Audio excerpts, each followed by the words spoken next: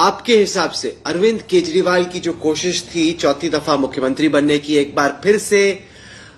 दिल्ली में जीत दर्ज करने की, क्या वजह रही आपके हिसाब से कि अरविंद केजरीवाल की आम आदमी पार्टी, जिसने इतने साल तक दिल्ली में बीजेपी को पछाड़ के रखा था, इस दफा वो क्यों धराशायी हो गई? मुझे ऐसा लगता है कि एक तो 10 साल का एंटी इनकम्बेंसी रहा, दूसरी बात केजरीवाल जी का खुद से मुख्यमंत्री न होना। मेरी समझ से वो एक बड़ी गलती आम आदमी पार्टी ने करी। जब लिकर स्कैम को लेकर बात चली, उस समय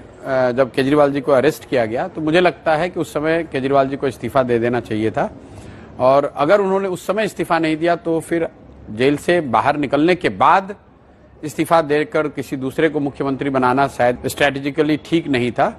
और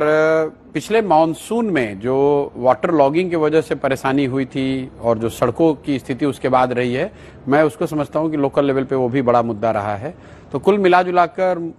केजरीवाल जी का जो पिछले 1-1.5 साल में पॉलिटिकल जो स्टांस उनके रहे हैं, इंडिया गठबंधन में जाना और फिर उससे एक तरह से निकल जाना, दूसरा जब आप पर लीगल केस हुए तो आपने इस्तीफा नहीं दिया, जेल गए तब भी इस्तीफा नहीं दिया, फिर वापस आकर इस्तीफा दे दिया तो मुख्यमंत्री भी नहीं रहे,